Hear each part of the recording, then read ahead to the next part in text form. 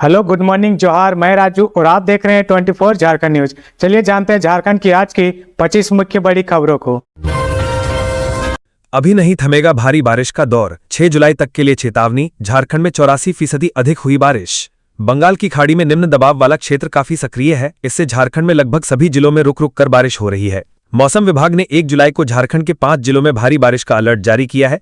इनमें गढ़वा, पलामू, लातेहार, लोहरदगा और गुमला में भारी बारिश की चेतावनी जारी की गई है। राज्य में 6 जुलाई तक भारी बारिश का दौर रहेगा। 2 जुलाई को चतरा, हजारीबाग, रामगढ़, लातेहार में भारी बारिश हो सकती है। 3 जुलाई को चतरा, कोडरमा, हजारीबाग, रामगढ़, लातेहार और लोहरदगा में भारी बारिश का अलर्ट जारी किया गया है। 5 और 6 जुलाई को झारखंड के उत्तर पूर्वी भाग में भारी बारिश होगी। मौसम विभाग ने 6 जुलाई तक इन जिलों में येलो अलर्ट जारी किया है। राज्य के अन्य जिलों में आकाश में बादल छाए रहेंगे, बीच बीच में धूप भी निकलेगी और कहीं कहीं हल्की व मध्यम दर्जे की बारिश भी हो सकती है। मौसम विभाग ने इन जिलों के लिए कोई अलर्ट जारी नहीं किया है। रांची के कई मोहल्लों में 1 जुलाई को होगी बिजली कटौती। लिस्ट में आपका भी इलाका तो नहीं? झारखंड की राजधानी रांची के कई मोहल्लों में मंगलवार 1 जुलाई 2025 को बिजली गुल रहेगी। इसलिए अभी से बिजली से जुड़े जरूरी कामों की तैयारी कर लें। रांची जिला प्रशासन की ओर से यह जानकारी दी गई है। इसमें बताया गया है कि रांची सदर से निकलने वाले 11 केवी चढ़री फीडर और पॉलिटेक्निक से निकलने वाले 11 केवी मेन रोड फीडर में यूजी केबल से संबंधित काम होंगे। इसलिए कुछ इलाकों में 2 घंटे के लिए बिजली काटी जाएगी। अलग अलग इलाकों में अलग अलग समय में बिजली काटी जाएगी। जिला प्रशासन ने बताया है कि विद्युत शक्ति उप केंद्र रांची सदर से निकलने वाले 11 केवी चढ़री फीडर में 1 जुलाई 2025 को दिन के 2 बजे से 4 बजे तक यूजी केबल से संबंधित कार्य किया जाएगा। इसलिए इस दौरान थड़पकना, एचबी रोड, चढ़री, बीएसएनएल आदि मोहल्लों की विद्युत आपूर्ति बाधित रहेगी।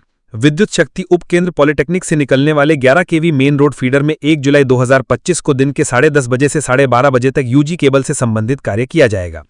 इसलिए इस दौरान अंजुमन कॉलोनी, कोइन का रोड, कोइन का सिरमटोली, सेंट्रल स्ट्रीट, इमली टोला, चर्च कॉम्प्लेक्स, सैनिक मार्केट, बेलियर अपार्टमेंट, राज हॉस्पिटल, रोस्पा टावर, कैपिटल हिल इत्यादि मोहल्लों की विद्युत आपूर्ति बाधित रहेगी। ध्वनि प्रदूषण रोकने के लिए बनाए एसओपी, झारखंड हाईकोर्ट का राज्य सरकार को निर्देश। झारखंड हाईकोर्ट ने रांची शहर में ध्वनि प्रदूषण पर रोक लगाने को लेकर स्वतः संज्ञान से दर्ज जनहित याचिका पर सुनवाई की। Chief justice MS Ramchandra Rao और जस्टिस राजेश शंकर की खंडपीठ ने मामले की सुनवाई के दौरान प्रार्थी और राज्य सरकार का पक्ष सुना। पक्ष सुनने के बाद खंडपीठ ने कहा कि ध्वनि प्रदूषण रोकने के लिए स्टैंडर्ड ऑपरेटिंग प्रोसीजर बनाया जाना चाहिए। झारखंड हाईकोर्ट की खंडपीठ ने राज्य सरकार को एसओपी बनाकर प्रस्तुत करने का निर्देश दिया। इस मामले की अगली सुनवाई के लिए खंडपीठ ने 20 अगस्त की तिथि निर्धारित की है। इससे पूर्व प्रार्थी की ओर से अधिवक्ता खुशबू कटारुका और शुभम कटारुका ने पैरवी की। बढ़ते ध्वनि प्रदूषण को झारखंड हाईकोर्ट ने गंभीरता से लेते हुए स्वतः संज्ञान लिया था। इसके साथ ही झारखंड सिविल सोसाइटी और अन्य की ओर से भी अलग अलग जनहित याचिका दायर की गई है। प्रार्थियों ने याचिका में ध्वनि प्रदूषण नियंत्रण संबंधी नियमों का पालन कराने की मांग की है। पिछली सुनवाई के दौरान कोर्ट ने सरकार को सभी जिलों में ध्वनि प्रदूषण को रोकने के लिए की गई कार्रवाई के संबंध में स्टेटस रिपोर्ट दायर करने का निर्देश दिया था। 18 जिलों के उपायुक्तों द्वारा स्टेटस रिपोर्ट दायर की गई थी। 5 जिलों से रिपोर्ट नहीं आई थी। इस पर खंडपीठ ने आदेश का अनुपालन करने का निर्देश दिया।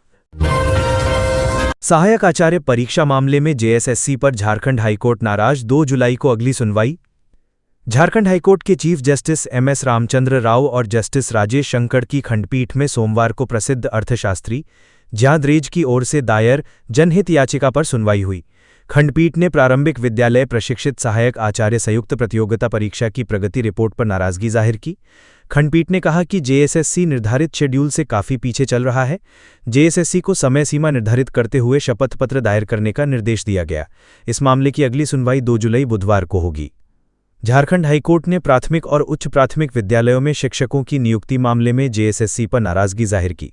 प्रारंभिक विद्यालय प्रशिक्षित सहायक आचार्य संयुक्त प्रतियोगिता परीक्षा की प्रगति रिपोर्ट पर खंडपीठ नाराज दिखी।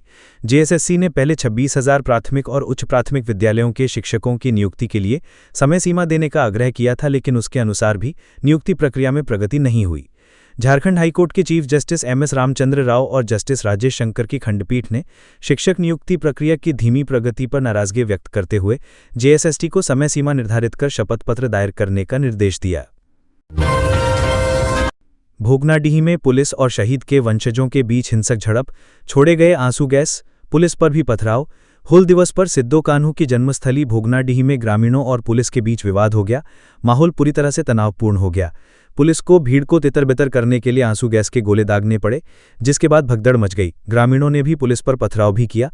बताया जा रहा है कि तीर भी चलाए गए। कुछ पुलिसकर्मियों के घायल होने की खबर है, जिसके बाद पूरे इलाके में भारी संख्या में पुलिस बल तैनात कर दिया गया है। दरअसल हुल दिवस हर साल 30 जून को मनाया जाता है। 30 जून 1855 को सिद्धो कानू ने भोगनाडीह में ही हुल क्रांति की शुरुआत की थी।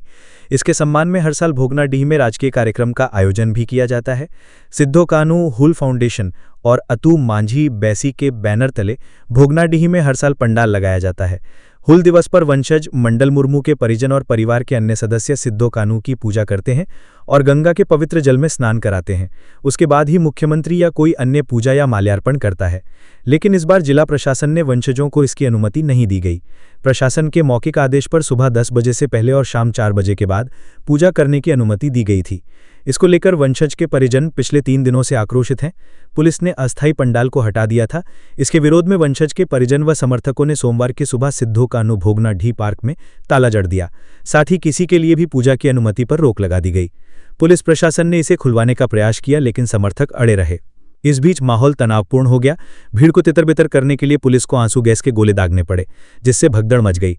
समर्थकों ने पुलिस पर पथराव व तीर भी चलाए। बताया जा रहा है कि तीर व पथराव से 3 से 4 पुलिसकर्मी घायल हुए हैं।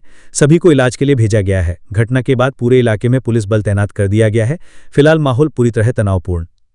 इस मामले में पुलिस प्रशासन और शहीद के वंशज मंडल मुर्मू व अन्य लोगों से वार्ता हुई, लेकिन आंदोलनकारी 13 मजदूरों को छोड़ने और कार्यक्रम की अनुमति देने पर अड़े रहे। बाद में हिरासत में लिए गए मजदूरों को छोड़ा गया और कार्यक्रम की मौखिक अनुमति दी गई, लेकिन इसके बाद हंगामा हो गया। 1 जुलाई को खुदरा दुकानों पर नहीं बिकेगी शराब। राज्य में 1 जुलाई को शराब की दुकानें बंद रहेंगी। कारोबार के हस्तांतरण के कारण अगले कुछ दिनों तक दुकानें बंद रह सकती हैं। मालूम हो कि फिलहाल झारखंड बीवरेज कॉरपोरेशन होलसेल का काम कर रहा था, जबकि खुदरा दुकानों में प्लेसमेंट एजेंसी के माध्यम से शराब की बिक्री की जा रही थी। प्लेसमेंट एजेंसियों को 30 जून तक सेवा विस्तार दी गई थी। इसकी अवधि 30 जून को समाप्त हो गई। अब 1 जुलाई से सरकार खुदरा दुकानों में शराब बेचेगी। इसके लिए स्टॉक के हस्तांतरण में वक्त लगेगा। रांची के पंडरा में नगर निगम की बड़ी कार्रवाई। अवैध होर्डिंग्स और अतिक्रमण पर चला बुलडोजर। पंडरा बाजार समिति क्षेत्र में सोमवार 30 जून को रांची नगर निगम की प्रवर्तन टीम ने अतिक्रमण हटाओ अभियान चलाया। निगम की कार्रवाई के तहत फुटपाथ और सड़क पर अवैध रूप से लगे बोर्ड्स, होर्डिंग्स और कर बनाए गए दुकानों को जेसीबी से हटाया गया। सबसे पहले नगर निगम ने पूरे इलाके का निरीक्षण किया, उसके बाद अतिक्रमण हटाने की प्रक्रिया शुरू कर दी। इस दौरान अवैध तरीके से लगाए गए बैनर, टीन शेड को हटाया गया, साथ ही दुकानों के आगे फैले हुए सामान को भी हटाया गया। अतिक्रमण हटाने के दौरान नगर निगम की टीम के साथ ट्रैफिक पुलिस भी मौजूद थी। इस कार्रवाई के दौरान कुछ दुकानों ने नाराजगी भी जताई, लेकिन प्रशासन की सख्ती के आगे पीछे हटना पड़ा। हजारीबाग में बढ़ते अपराध पर लगाम लगाने के लिए पुलिस का बड़ा एक्शन। 100 जवानों का रक्षक उड़न दस्ता दल तैनात। हजारीबाग जिले में बढ़ते अपराध पर नकेल कसने के लिए पुलिस ने बड़ी कार्रवाई की है। पुलिस अधीक्षक अंजनी अंजन के निर्देश पर 50 मोटरसाइकिलों पर तैनात 100 पुलिस जवानों की एक विशेष रक्षक उड़न दस्ता दल का गठन किया गया है। ये दस्ता 24 घंटे जिले के अलग अलग इलाकों में गश्त करेगा और अपराधियों पर पैनी नजर रखेगा। पिछले 15 दिनों में जिले में अपराध के मामलों में तेजी देखी गई है। चोरी, छिनताई, आगजनी और गोलीबारी जैसी घटनाओं ने आम जनता में डर का माहौल बना दिया है और पुलिस प्रशासन की चिंता भी बढ़ा दी है। पुलिस अधीक्षक अंजनी अंजन ने जानकारी दी कि अपराध पर नियंत्रण के लिए चौतरफा तैयारी की जा रही है। जिले में सीसीटीवी कैमरों की मरम्मत कराई जा रही है। विभिन्न स्थानों पर पीसीआर वैन तैनात की गई है। वाहन चेकिंग अभियान तेज किया गया है और पुराने अपराधियों के रिकॉर्ड की भी जांच की जा रही है। एसपी ने आम जनता से अपील की है कि वे किसी भी संदिग्ध गतिविधि की सूचना तुरंत पुलिस को दें, ताकि समय रहते कार्रवाई की जा सके। झारखंड हाईकोर्ट ने जेएसएससी सीजीएल पेपर लीक के मास्टरमाइंड शशि भूषण दीक्षित को बेल देने से इनकार। साल 2024 में हुई जेएसएससी सीजीएल परीक्षा से जुड़े पेपर लीक मामले के मास्टरमाइंड शशि भूषण दीक्षित को झारखंड हाईकोर्ट ने जमानत देने से इनकार कर दिया है। आज सोमवार 30 जून को हाईकोर्ट में शशि भूषण की जमानत याचिका पर सुनवाई हुई। सुनवाई के दौरान न्यायाधीश जस्टिस अनिल कुमार चौधरी की कोर्ट ने उसकी जमानत याचिका खारिज कर दी। राज्य सरकार के विशेष लोक प्रभियोजक ने सुनवाई के दौरान जमानत याचिका का पुरजोर विरोध किया। बता दें कि 28 मार्च को पेपर लीक गिरोह के सरगर्म संदीप त्रिपाठी उर्फ शशि भूषण दीक्षित को गोरखपुर से गिरफ्तार किया गया था। जेएसएससी सीजीएल के कुछ कैंडिडेट्स के नाम की सूची, पैसा लेने से संबंधित डिजिटल साक्ष्य के अलावा गिरोह के अन्य सदस्यों से संपर्क होने से संबंधित साक्ष्य उसके पास बरामद हुए थे। जयराम महतो की पार्टी की महिला नेत्री को थाना प्रभारी ने जड़ा थप्पड़, जमकर हुआ हंगामा। धनबाद जिले के कतरास NH 32 आकाश किनारी समीप स्थित बाघमारा महिला थाना में रविवार की रात जमकर हंगामा हुआ। युवक युवती मामले को लेकर जेएलकेएम जिला अध्यक्ष भारती महतो महिला थाना पहुंची थीं। युवक युवती के मामले को लेकर जेएलकेएम नेता और महिला थाना प्रभारी वर्षा कुमारी के बीच बहस हो गई और देखते ही देखते महिला थाना प्रभारी द्वारा उनको अचानक थप्पड़ जड़ दिया गया। इस पर जेएलकेएम नेता ने भी महिला थाना प्रभारी को थप्पड़ मार दिया, जिसके बाद बवाल बढ़ गया।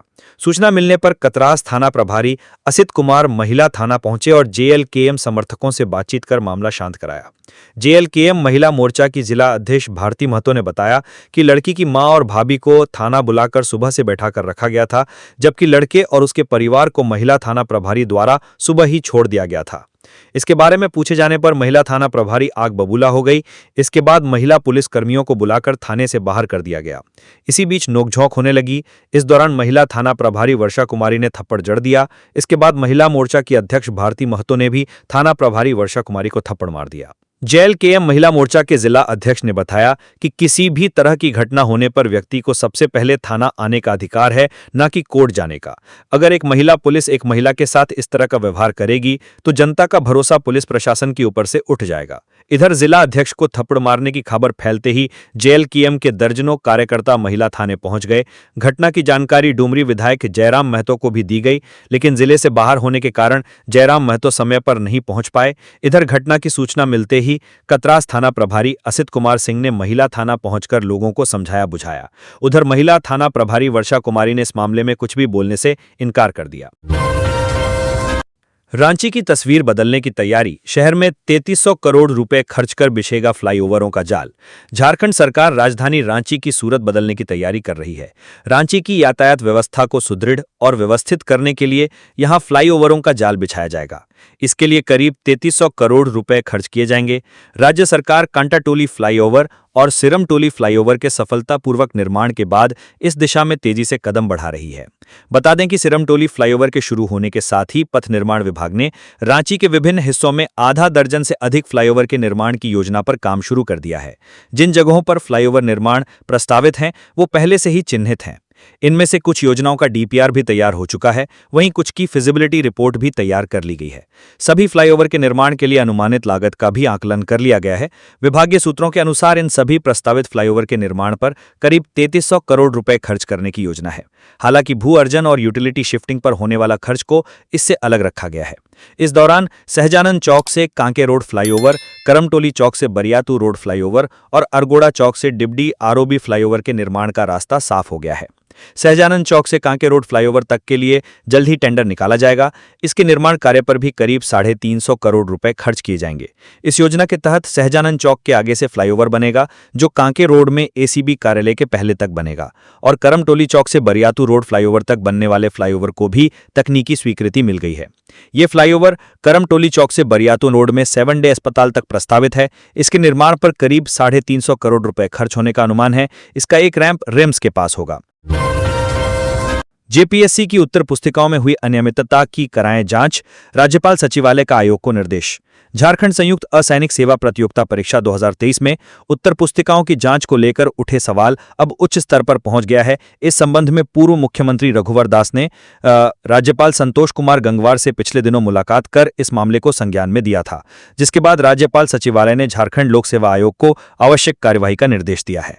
पूर्व मुख्यमंत्री रघुवर दास ने 23 जून 2025 को राज्यपाल से मुलाकात कर जेपीएससी में अनियमितता के मामले की जानकारी दी थी और एक ज्ञापन भी सौंपा था। साथ ही अभ्यर्थी प्रेम कुमार और अन्य द्वारा लगाए गए आरोपों से भी अवगत कराया था। ज्ञापन में परीक्षा की उत्तर पुस्तिकाओं की जांच में अनियमितता की बात कही गई थी और इस पर उच्च स्तरीय जांच की मांग भी की गई थी। मामले की गंभीरता को देखते हुए अब राज्यपाल सचिवालय ने इस पर औपचारिक रूप से पहल की है।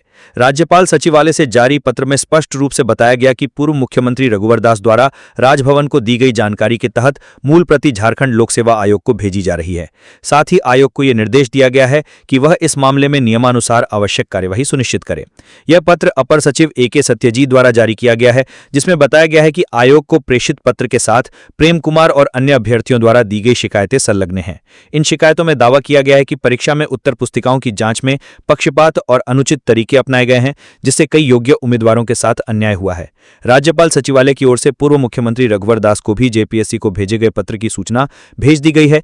इसमें स्पष्ट किया गया है कि उनकी ओर से भेजी गई शिकायत को गंभीरता से लेते हुए संबंधित आयोग को कार्यवाही के लिए एक पत्र प्रेषित कर दिया गया है। धनबाद सदर अस्पताल में 2 दिन में 3 नवजात की मौत, विधायक ने स्वास्थ्य मंत्री पर उठाए सवाल। धनबाद जिला सदर अस्पताल की व्यवस्था को बेहतर करने की दिशा में जिला प्रशासन लगातार निरीक्षण व निर्देश दे रहे हैं, लेकिन इसी अस्पताल में बुधवार रात से लेकर गुरुवार सुबह के बीच 3 नवजात की मौत होने से स्वास्थ्य व्यवस्था पर सवाल खड़े होने लगे हैं। इन 3 मामलों में प्रसव के लिए अलग अलग क्षेत्रों से आई गर्भवती महिलाओं को अस्पताल में भर्ती कराया गया, लेकिन उनके बच्चों की जान नहीं बचाई जा सकी। इसको लेकर परिजनों ने अस्पताल पर लापरवाही का आरोप लगाया है। पहला मामला बुधवार रात का है, जब तुपचांची के मोर्शिद आलम की पत्नी तनीषा खातून को गंभीर अवस्था में सदर अस्पताल लाया गया।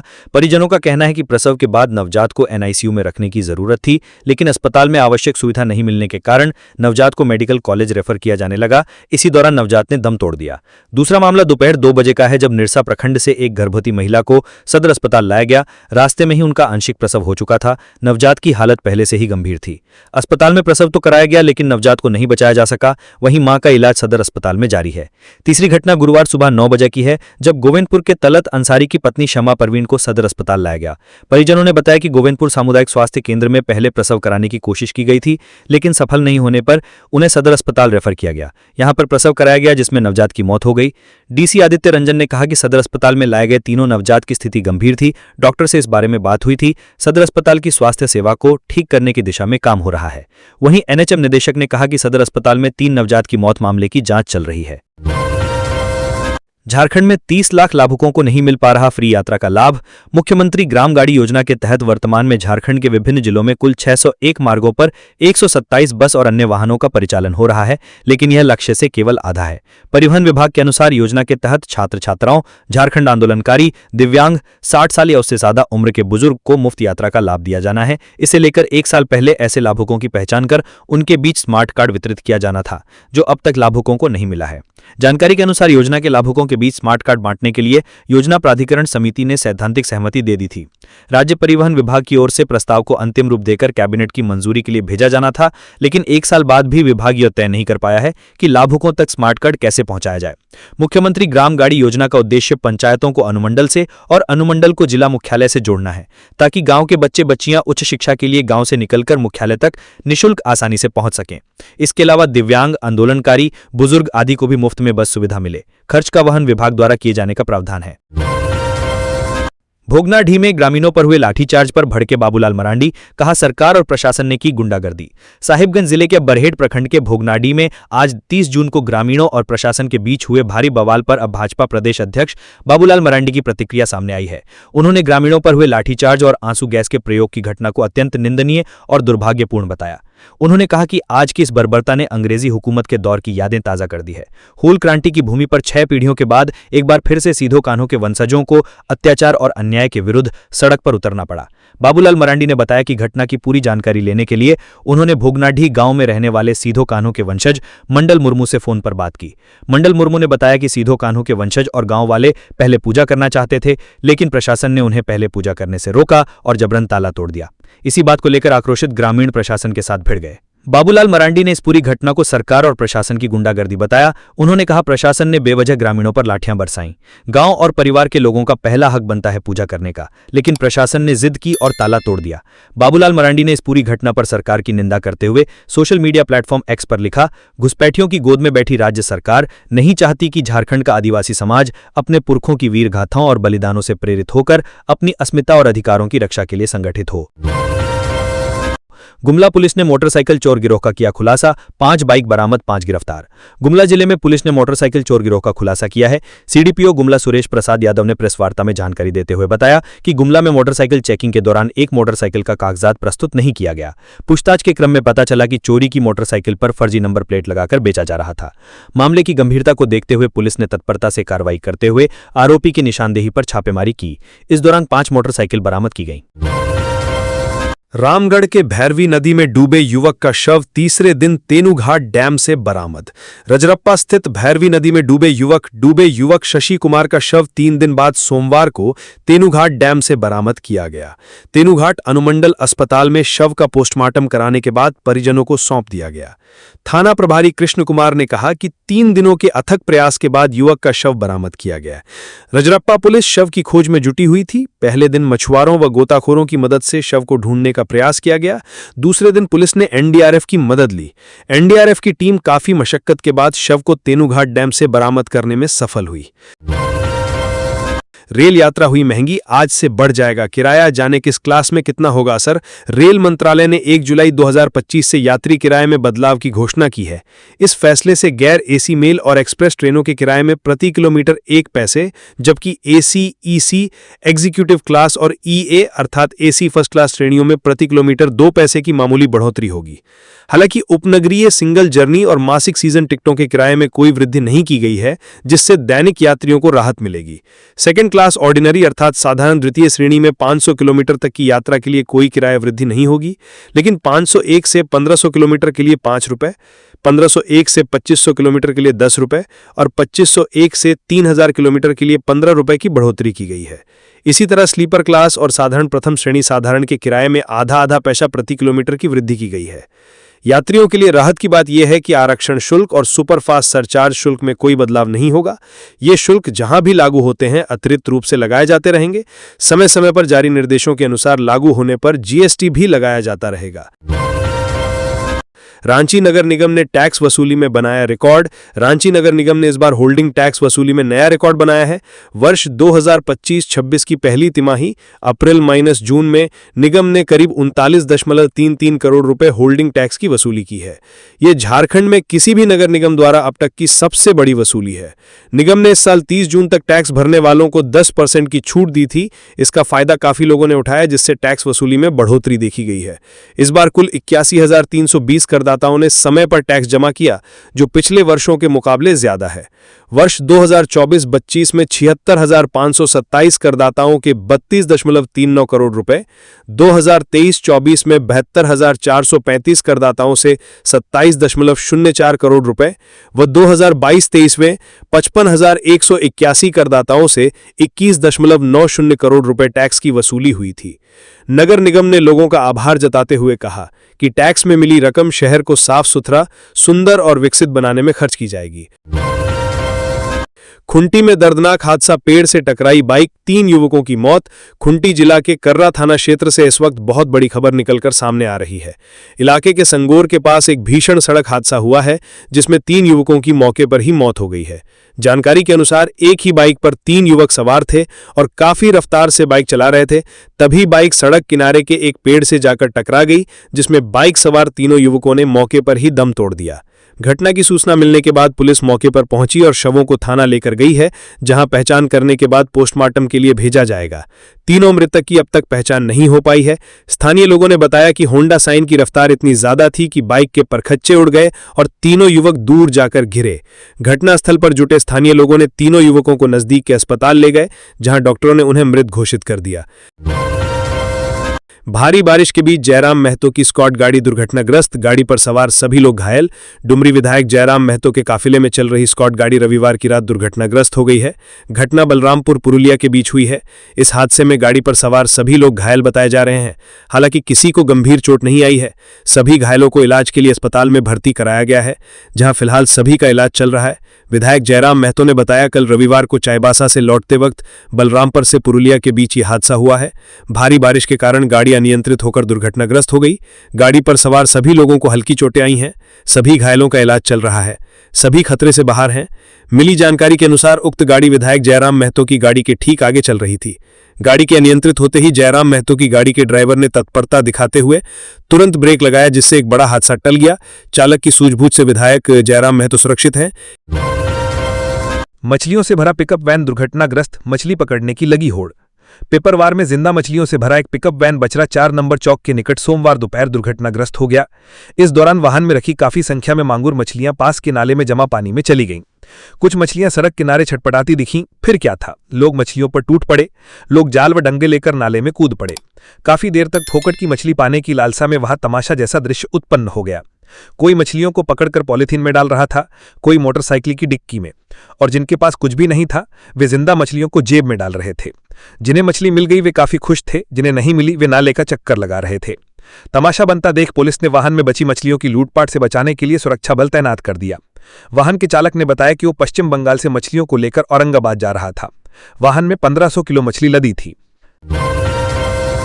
झारखंड में खुलेगा रक्षा संपदा कार्यालय, बिहार का चक्कर लगाने से मिलेगी मुक्ति, संजय सेठ की पहल लाई रंग। झारखंड में अब रक्षा विभाग की जमीन से जुड़े मामलों को लेकर बिहार नहीं जाना होगा, उसकी सुनवाई अब रांची में ही होगी। जल्द ही रक्षा संपदा विभाग का कार्यालय रांची में खोला जाएगा। केंद्रीय रक्षा राज्य मंत्री सह रांची के सांसद संजय सेठ की पहल पर रक्षा मंत्रालय ने इसकी स्वीकृति दी है। रांची में इसके लिए एक अधिकारी और अन्य कर्मचारियों को नियमित आधार पर प्रतिनियुक्त किए जाने को भी अनुमति दी गई है। रांची में इसका उप कार्यालय खुलेगा और क्षेत्र की जनता को बड़ी समस्या से राहत मिलेगी। झारखंड रक्षा संपदा कार्यालय नहीं है। रक्षा मंत्रालय की ओर से भी किसी अधिकारी की प्रतिनियुक्ति नहीं की गई थी। इस वजह से झारखंड में रक्षा विभाग से जुड़ी भूमि के मामलों के समाधान के लिए लोगों को बिहार के दानापुर स्थित रक्षा संपदा कार्यालय जाना पड़ता था। सेना की जमीन से जुड़े मामले और नो ऑब्जेक्शन सर्टिफिकेट लेने के लिए लोग बिहार का चक्कर काटते थे। केंद्रीय रक्षा राज्य मंत्री संजय सेठ ने पूरे मामले को गंभीरता से दिखाई और भूमि संपदा के महानिदेशक से बातचीत की। केंद्रीय रक्षा राज्य मंत्री ने यह भी सुझाव दिया कि रांची में इसका उप कार्यालय खोला जाए। अविलंब इसका प्रस्ताव तैयार करने का निर्देश दिया। संजय सेठ की पहल पर रक्षा मंत्रालय ने त्वरित स्वीकृति दे दी। चाकुलिया में पिस्तौल की नोक पर 1.5 करोड़ के आभूषण और 50,000 नकद की लूट। पूर्वी सिंहभूम जिले के चाकुलिया में 1.5 करोड़ रुपए के आभूषण और 50,000 रुपए नकद की लूट हुई है। घटना रात करीब 9 बजे की है। लूट की यह घटना सीसीटीवी में कैद हो गई है। लूट की घटना की जानकारी चाकुलिया पुलिस को दे दी गई है। पुलिस ने मोटरसाइकिल से लुटेरों का पीछा करने की कोशिश की, लेकिन कोई सफलता नहीं मिली। चाकुलिया के पुराना बाजार के सोना व्यवसायी अरुण नंदी उर्फ खोकन नंदी से पिस्तौल की नोक पर 1.5 करोड़ रुपए मूल्य के सोने की लूट सोमवार की रात 8:55 पर हुई। पहले से घात लगाए 4-5 लुटेरों ने इस घटना को अंजाम दिया। आभूषण से भरा बैग और नकदी लूटने के बाद सभी लुटेरे पश्चिम बंगाल की ओर मोटरसाइकिल से भाग गए। पीड़ित अरुण नंदी ने बताया कि दुकान का शटर गिराने के बाद उनका पुत्र दुकान के दरवाजे का ताला बंद कर रहा था। इसी बीच वे आभूषण का बैग लेकर घर के लिए निकल गए। घर के मेन गेट के भीतर पहले से ही एक अजनबी घात लगाए खड़ा था। उससे घर आने का कारण पूछते ही उसने अरुण नंदी के गले में चाकू सटा दिया। किडनी मरीजों के लिए बड़ी खुशखबरी, अब गांव के अस्पतालों में भी मिलेगी डायलिसिस की सुविधा। झारखंड में रहने वाले किडनी रोगियों के लिए खुशखबरी है। अब प्रखंड स्तरीय सामुदायिक स्वास्थ्य केंद्रों में भी किडनी के गंभीर मरीजों को हीमोडायलिसिस की सुविधा दी जाएगी। ये कम किडनी फंक्शन वाले रोगियों के लिए राहत की बात है। इस संबंध में अपर मुख्य सचिव अजय कुमार सिंह ने डायलिसिस सेल के नोडल अधिकारी को पत्र लिखा है। पत्र में इसे अमल में लाने के निर्देश दिए हैं। इसके बाद सभी सिविल सर्जन इस कार्रवाई को आगे बढ़ाते हुए ऐसे सामुदायिक स्वास्थ्य केंद्रों की पहचान करेंगे जहां इसकी सर्वाधिक जरूरत है। इसे लेकर सीएस को अपने अपने जिले के सीएचसी, एसडीएच के साथ ही सभी रेफरल अस्पतालों की सूची उपलब्ध कराने को कहा गया है। मालूम हो कि हीमोडायलिसिस मशीन आपके ब्लड को छानकर अपशिष्ट और अतिरिक्त तरल पदार्थ को हटाती है, फिर आपके ब्लड को आपके बॉडी में वापस भेजती है। छोटे अस्पतालों में जहां हीमोडायलिसिस की सुविधा दी जानी है, वहां डायलिसिस मशीन के लिए कमरा, आरओ प्लांट लगाने के लिए पर्याप्त जगह, डीजी पावर बैकअप और उस स्थान से इंटेंसिव केयर यूनिट की दूरी न्यूनतम 20 से 50 किलोमीटर के अंदर होना सुनिश्चित करने को कहा गया है। केंद्रीय सहकारिता मंत्री अमित शाह की अध्यक्षता में बैठक।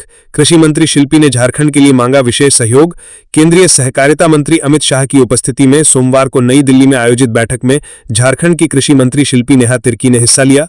शिल्पी नेहा तिर्की ने कहा कि झारखंड सहकारिता के क्षेत्र में एक पिछड़ा राज्य है। इस राज्य को विशेष सहयोग की जरूरत है।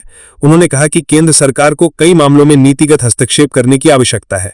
बैठक में देश के सभी राज्यों और केंद्र शासित प्रदेशों के सहकारिता मंत्री मौजूद रहे।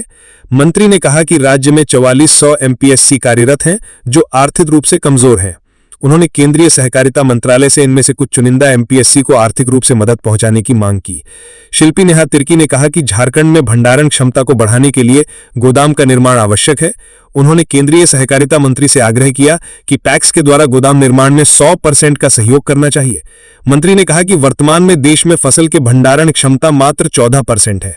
उन्होंने कहा कि धान की एमएसपी को लीगलाइज करना जरूरी है।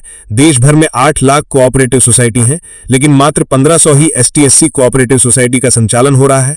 उन्होंने केंद्र सरकार से इनके लिए विशेष योजना चलाने का आग्रह किया। धनबाद में ट्रक चोर गिरोह का भंडाफोड़, मास्टरमाइंड समेत 3 गिरफ्तार। धनबाद जिले के गोविंदपुर थाने की पुलिस ने ट्रक चोर गिरोह का भंडाफोड़ करते हुए मास्टरमाइंड समेत 3 आरोपियों को गिरफ्तार किया है।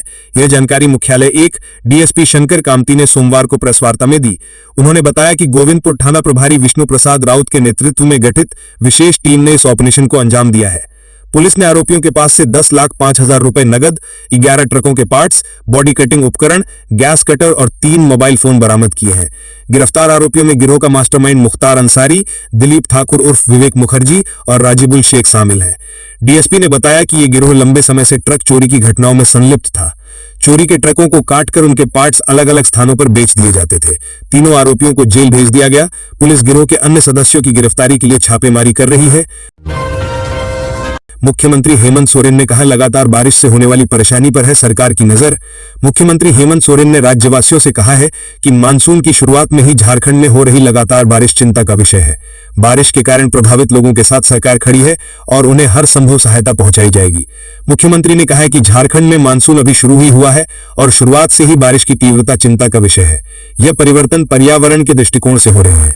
इन परिवर्तनों से प्रभावित होने वाले लोगों पर सरकार की नजर है।